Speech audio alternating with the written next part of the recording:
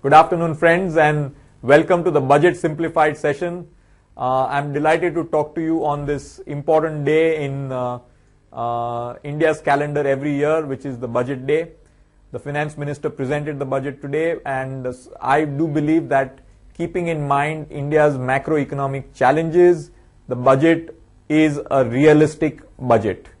The Finance Minister is facing up to the reality of our challenges and therefore has come out with a fiscal deficit for March 2012 which is 5.9%, significantly higher than what he had estimated for this year last year when he did his budget, which was 4.6%. So a 1.3% increase in fiscal deficit is a very high increase in our fiscal deficit. In simple language, it means that the amount of money the government is spending compared to what it is collecting is gone up to a gap of 5.9% of the total. This has significant pressures because this amount the government of India has to borrow in the markets, and therefore that puts up upward pressure on government securities market, which tend to make the government securities rates higher. For the next year, the Finance Minister, against the current year of 5.9%, is budgeting 5.1% fiscal deficit. That is more realistic and, though challenging, something which I believe is achievable. But this is, again, as I mentioned, leading to high government borrowing for the next year as well.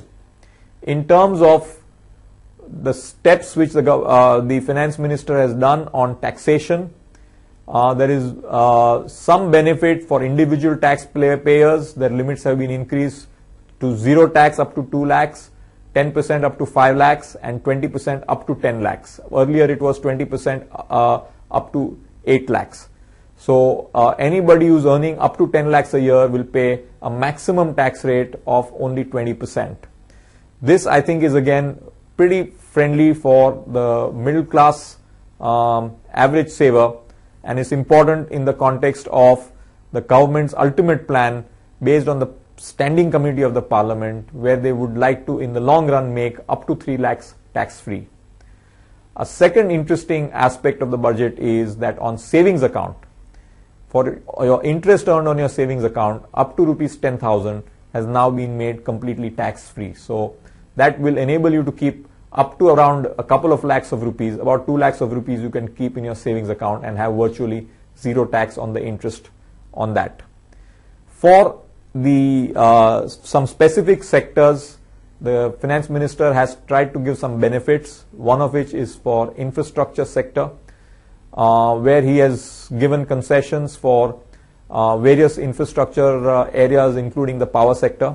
But the most important from the point of view of an average saver again is there is going to be 60,000 crores of tax-free bonds issued by NHAI, IRFC and other companies, which is double of what was issued in the current year, which was 30,000 crores.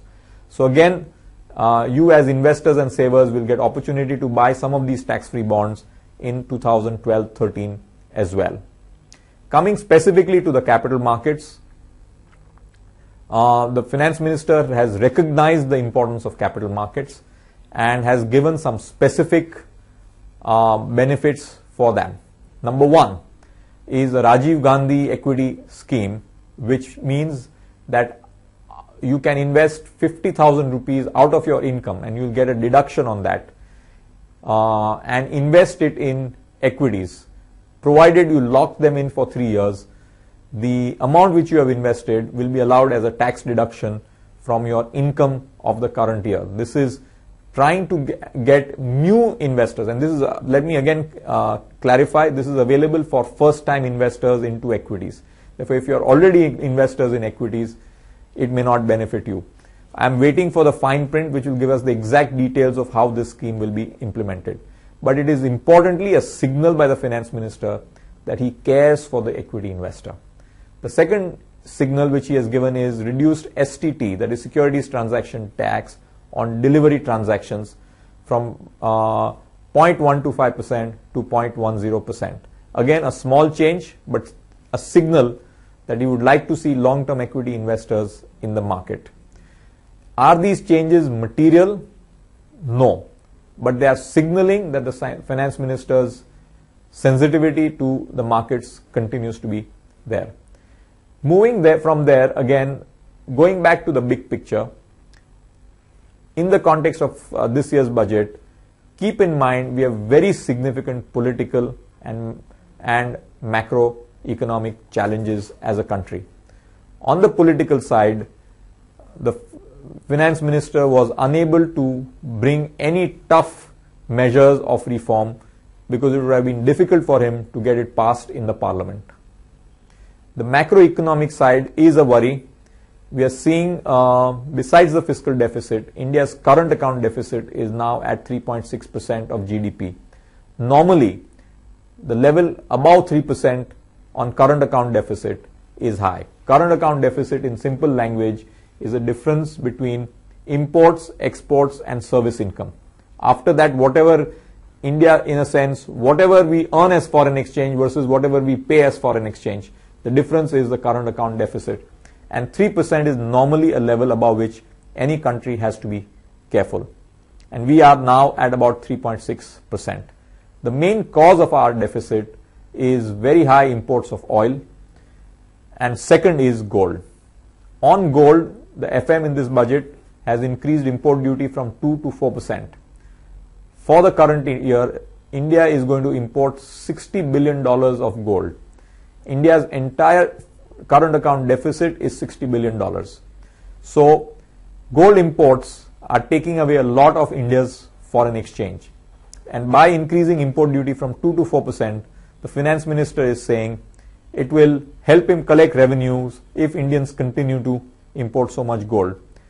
On the other hand, what happens is that Indians' saving surpluses, which otherwise would go into productive investments like equities or debt or anything like that, have been going disproportionately in gold. This is reducing the flow of savings into financial investment but going into an unproductive asset like gold. So by increasing duty, the finance minister is trying to kill two birds with one stone. Number one, collect more revenue. Number two, reduce the amount of import of gold. Beyond that, I would just also want to say that what are my views on the market. Fundamentally, I think the stock market is, at present, my sense is going to be range bound. On a Sensex basis, I think the market will range between 16,000 on the lower end to 19,000 on the higher end. And it will more or less play within this broad range for a while. Longer term, I think the India story is not about buying the broader stock market. For investors, the smart way of playing Indian equities is to be stock specific. Find individual stocks which are winners rather than trying to buy the broad market, and have a fundamental basis of looking at those stocks, looking at the quality of governance of those companies before you invest in it. And with that, I want to say thanks to all of you who deal with Kotak and Kotak Securities, and I hope you have happy investing through 2012-13 before we again talk about the next budget. Thank you very much, friends.